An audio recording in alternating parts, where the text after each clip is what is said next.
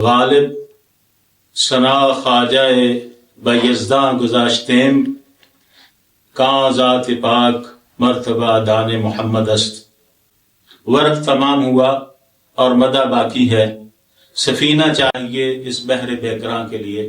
اگر اللہ تعالیٰ کی ہم محبت حاصل کرنا چاہتے ہیں تو رسول اللہ صلی اللہ علیہ وسلم کی محبت کے ساتھ وہ محبت جڑی ہوئی ہے، آپ صلی اللہ علیہ وسلم کی اطاعت کے ساتھ وہ محبت جڑی ہوئی ہے۔ اگر کوئی یہ چاہتا ہے کہ اللہ کی محبت حاصل ہو جائے، قل ان کنتم تحبون اللہ فاتبعونی یحببکم اللہ، اللہ کا یہ فرمان ہے حبیب، لوگوں کو بتا دیجئے کہ اگر تم اللہ تعالیٰ سے محبت کرتے ہو تو میری اتباع کرو۔ بسم اللہ الرحمن الرحیم، والصلاة والسلام على سید الانبیاء والمرسلین وعلى آلہ وصحبہ ومن تبعہم بإحسان الى یوم الدین۔ سامعین کرام، آج ہم جس موضوع پر گفتگو کریں گے وہ انتہائی مبارک موضوع ہے، اور وہ موضوع ہے کہ جس پہ رب تعالیٰ نے گفتگو فرمائی ہے، جس موضوع پہ اصحاب رسول صلی اللہ علیہ وسلم سخن گو ہوئے ہیں، وہ موضوع ہے قیامت تک جس پر لوگ گفتگو کرنے کو اپنی سعادت اور اپنے لیے شرف سمجھتے رہیں گے۔ میری مراد ہے وہ سیرت طیبہ علی صاحبہا الصلاۃ والتسلیمات، سیرت رسول صلی اللہ علیہ وسلم کا مقدس موضوع۔ یہ ایسا موضوع ہے کہ جس پر جتنی بھی بات کی جائے وہ تشنگی باقی رہتی ہے، اور غالب کے بقول غالب سنا خواجہ بیزداں گذاشتیم کاں ذات پاک مرتبہ دان محمد است، کہ محمد عربی علیہ السلام کی ثناخوانی کا کام، ان کی مدح سرائی ہم اللہ ہی پر چھوڑتے ہیں کہ وہی رسول اللہ صلی اللہ علیہ وسلم کے مرتبہ کو زیادہ جانتے ہیں، پوری مخلوقات سے سب سے زیادہ نبی علیہ السلام کے مقام و مرتبہ کا علم اللہ تعالیٰ کو ہے۔ احباب، رسول اللہ صلی اللہ علیہ وسلم کی سیرت سے متعلق، آپ کی محبت سے متعلق بہت ساری گفتگو ہوتی ہے، بہت ساری تحریریں آتی ہیں، مگر حقیقت یہ ہے کہ ورق تمام ہوا اور مدہ باقی ہے، سفینہ چاہیے اس بحر بیکراں کے لیے۔ نبی صلی اللہ علیہ وسلم کی سیرت کا احاطہ ممکن نہیں ہے، اور آخر جو ہم نے آج کی محفل میں بات کرنی ہے وہ یہ ہے کہ رسول اللہ صلی اللہ علیہ وسلم ہی کی سیرت کا انتخاب کیوں کیا جائے، اور دیگر انبیاء کرام دنیا میں تشریف لائے ہیں اور ان کی سیرتیں بھی سیرت افضال ہیں، اور ان کی سیرتیں بھی قابل اتباع ہیں، وہ بھی امت کا اثاثہ ہیں، وہ بھی امت کی وراثت ہیں، لیکن آخر رسول اللہ صلی اللہ علیہ وسلم کی سیرت کیوں ایسی سیرت ہے کہ آپ صلی اللہ علیہ وسلم کی سیرت کی اتباع کا حکم دیا گیا ہے۔ دیگر انبیاء کرام اپنے اپنے اوقات میں، اپنے اپنے زمانے میں تشریف لائے اور تشریف لے گئے، ان کی سیرت اپنے وقت کے لوگوں کے لیے تھی، پوری دنیا کے لیے نہیں تھی۔ ہر امت کے لیے اللہ تعالیٰ نے رسول بھیجا، اور وہ رسول اپنی زندگی میں کام کر کے یہاں سے تشریف لے گئے۔ چونکہ قیامت تک کے لیے وہ نبی مرسل نہیں تھے، بلکہ ایک محدود وقت کے لیے تھے، اور اس وقت کی امت کے لیے تھے، اس لیے ان کی سیرت محفوظ بھی نہیں رہی. اگر ہم سابقہ جو آسمانی کتابیں ہیں ان پر نظر ڈالتے ہیں تو ہمیں ان کی سیرت محفوظ نظر نہیں آتی. چند ایک چیزیں ملتی ہیں، اور قرآن پاک پر ہم غور کرتے ہیں تو اس میں بھی انبیاء کا تذکرہ، چند ایک انبیاء کا تذکرہ ملتا ہے. اور اگر کچھ باتیں کچھ تفصیل سے ہیں تو موسیٰ علیہ السلام، سیدنا ابراہیم علیہ السلام ان کے بارے میں ہے، اور حضرت عیسیٰ علیہ السلام سے متعلق ہے. مگر ان کی سیرت بھی بہت مختصر سیرت ہے جو ہمارے علم میں آتی ہے. موسیٰ علیہ السلام کا فرعون کے گھر میں پرورش پانا ہے، پھر اس کے بعد ان کی جوانی کا تذکرہ ہے، پھر ان کی دعوت کا تذکرہ ہے. اسی طرح سے عیسیٰ علیہ السلام کی دعوت کا تذکرہ ہے، اور عین جوانی میں ان کا یہاں سے آسمان کی طرف اٹھائے جانا ہے.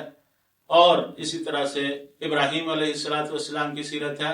تو جب یہ سیرت انبیاء علیہ السلام کی سیرت کے حوالے سے یہ معاملہ ہے، تو باقی دنیا کے جو بڑے لوگ ہیں جن کو لوگ اپنا آئیڈیل مانتے ہیں، جن کے پیچھے چلنے کی بات کرتے ہیں، ان کی زندگی اور ان کی سیرت کے حوالے سے جب بات کی جائے تو ہمیں پتہ چلتا ہے کہ ان کی تو زندگی کا بہت سارا حصہ وہ اندھیرے میں ہے. اس لیے چاہنے کے باوجود بھی نبی صلی اللہ علیہ وسلم کے علاوہ ہم کسی اور کی سیرت کے پیچھے چل نہیں سکتے، کیونکہ وہ پوری سیرت ہمارے سامنے موجود نہیں ہے.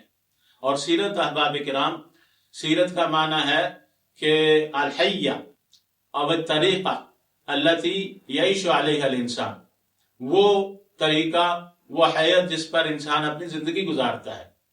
تو یہ صرف اور صرف ایک سیرت ہے، وہ محمد علیہ السلام کی سیرت ہے کہ جو پوری کی پوری دنیا کے سامنے ہے. اس لیے اللہ تعالیٰ نے جب پابند کیا تو فرمایا کہ لقد کان لکم فی رسول اللہ اسوۃ حسنہ. اللہ تعالیٰ نے فرمایا کہ تمہارے لیے محمد علیہ السلام کی سیرت اسوہ طیبہ ہے، اسوہ حسنہ ہے. اور پھر جب یہ دین کی جب یہ ضرورت بن گئی تو اللہ تعالیٰ نے رسول اللہ صلی اللہ علیہ وسلم کی ہر بات کو محفوظ کر دیا. اور یہ سیرت ہمیں قرآن میں ملتی ہے، احادیث میں ملتی ہے.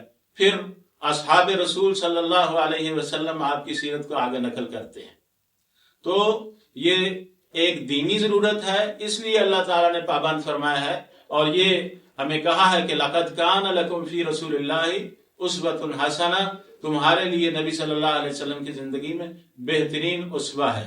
اب اگر ہم نے چلنا ہے تو وہ نبی صلی اللہ علیہ وسلم کی سیرت پر چلنا ہے.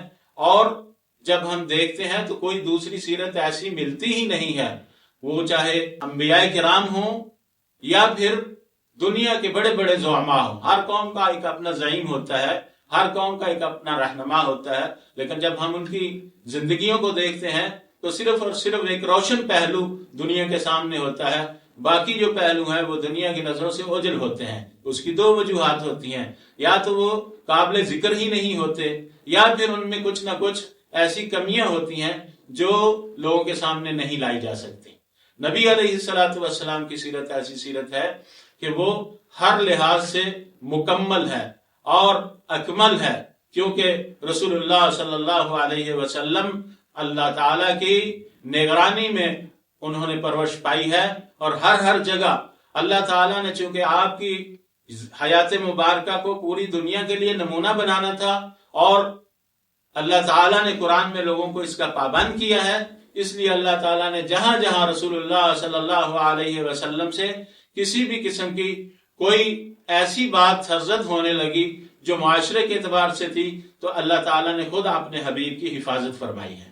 رسول اللہ صلی اللہ علیہ وسلم فرماتے ہیں کہ میں بکریاں چروایا کرتا تھا، اور ایک دفعہ میں نے اپنے ساتھی بچے سے کہا، ساتھ جو نوجوان لڑکا تھا اس سے کہا کہ تم میری بکریوں کا خیال رکھنا، میں آج مکہ میں جا کے لوگوں کی جو رات کی گفتگو ہوتی ہے، رات محفل جماتے ہیں، میں بھی اس میں شریک ہوں گا. آپ فرماتے ہیں کہ میں آیا تو دیکھا کہ مکہ کے جیسے ہی داخل ہونے لگا کسی کے گھر میں کوئی شادی وغیرہ کا کوئی محفل بپا تھی، اور اس میں کچھ آوازیں آ رہی تھی موسیقی کی. تو میں نے کان لگانے کی کوشش کی، اللہ تعالیٰ نے مجھ پر نیند طاری کر دی، اور میں اس وقت بیدار ہوا جبکہ سورج کی کرنیں میرے چہرے پر پڑ رہی تھی. پیغمبر علیہ السلام کی اللہ تعالیٰ نے حفاظت فرمائی ہے. تو اس لیے رسول اللہ صلی اللہ علیہ وسلم کی سیرت ہی وہ ایک وحید سیرت ہے جو قابل اتباع ہے، اور اس اعتبار سے بھی یعنی عقلی اعتبار سے بھی اور نقلی اعتبار سے بھی کہ اللہ تعالیٰ نے ہمیں پابند فرمایا ہے۔ اور پھر دوسری بات یہ ہے کہ اگر اللہ تعالیٰ کی ہم محبت حاصل کرنا چاہتے ہیں تو رسول اللہ صلی اللہ علیہ وسلم کی محبت کے ساتھ وہ محبت جڑی ہوئی ہے، آپ صلی اللہ علیہ وسلم کی اطاعت کے ساتھ وہ محبت جڑی ہوئی ہے۔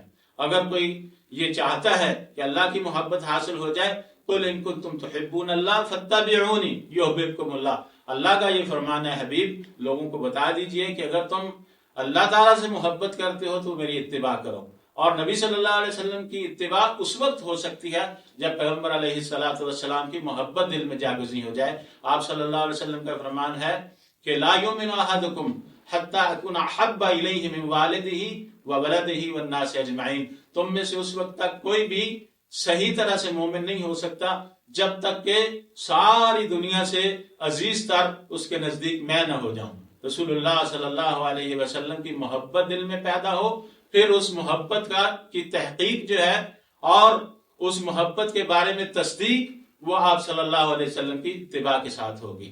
تو جو رسول اللہ صلی اللہ علیہ وسلم کی محبت کا دعویٰ کرتا ہے مگر رسول اللہ صلی اللہ علیہ وسلم کی مخالفت کرتا ہے، نبی صلی اللہ علیہ وسلم تو آئے ہیں کہ وہ ان مزامیر کو، اس موسیقی کو دنیا سے مٹا دیں، اور وہ اس موسیقی کے ساتھ نبی صلی اللہ علیہ وسلم کی محبت کا اظہار کرنا چاہتا ہے، تو اس کا مطلب یہ ہے کہ وہ محبت میں سچا نہیں ہے، کہ محبت اتباع کا نام ہے۔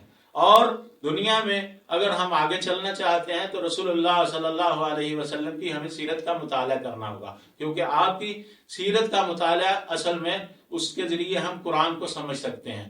قرآن پاک بہت ساری رسول اللہ صلی اللہ علیہ وسلم کی سیرت کے واقعات سے بھرا ہوا ہے، کہیں غزوہ بدر کا ذکر ہے، کہیں غزوہ احد کا تذکرہ ہے، کہیں صلح حدیبیہ کا تذکرہ ہے، کہیں غزوہ خندق کا تذکرہ ہے، آپ صلی اللہ علیہ وسلم کے اسفار ہیں، اور کہیں اس میں عفق کا معاملہ ہے، کہیں روزوں کی فرضیت کا معاملہ ہے، کہیں زکوٰۃ کی فرضیت کا معاملہ ہے۔ یہ سارے کے سارے معاملات جو ہے وہ سیرت کے ذریعے ہمیں سمجھ آتے ہیں۔ قرآن پاک احکام دیتا ہے، نبی صلی اللہ علیہ وسلم اس کی توضیح بیان کرتے ہیں، اور پھر آپ پیکر قرآن ہیں، آپ مجسم قرآن ہیں۔ کان خلقہ القرآن، سیدہ عائشہ فرماتی ہیں کہ نبی صلی اللہ علیہ وسلم کا خلق اگر آپ دیکھنا چاہتے ہیں تو آپ قرآن پڑھ لیجئے۔ تو پیغمبر علیہ السلام کی سیرت یہ ہماری دینی ضرورت بھی ہے، اور ہمارے اس دنیا کے اندر رہنے کے لیے ایک دنیاوی ضرورت بھی ہے۔ اگر ہم یہ چاہتے ہیں کہ ہم کامیاب زندگی گزاریں تو اس کی ضمانت رسول اللہ صلی اللہ علیہ وسلم کی اتباع ہے۔ تو ہمیں رسول اللہ صلی اللہ علیہ وسلم کی اتباع کے لیے آپ کی سیرت کا مطالعہ کرنا چاہیے۔ اور یہی ہم اپنی بات ختم کرتے ہیں۔ آج کی محفل میں جو خلاصہ ہے وہ یہ ہے کہ رسول اللہ صلی اللہ علیہ وسلم کی محبت آپ کی اتباع میں ہے، اور آپ کی اتباع اس وقت ہم نہیں کر سکتے جب تک کہ آپ کی سیرت سے ہمیں آگاہی نہ ہو۔ تو ہمیں رسول اللہ صلی اللہ علیہ وسلم کی سیرت سے آگاہی حاصل کرنی چاہیے، اور صرف ایک ہی سیرت ہے، رسول اللہ صلی اللہ علیہ وسلم کی سیرت ہے جو قابل اتباع ہے۔ اللہ تعالیٰ مجھے اور سامعین کو سب کو عمل کرنے کی توفیق عطا فرمائے۔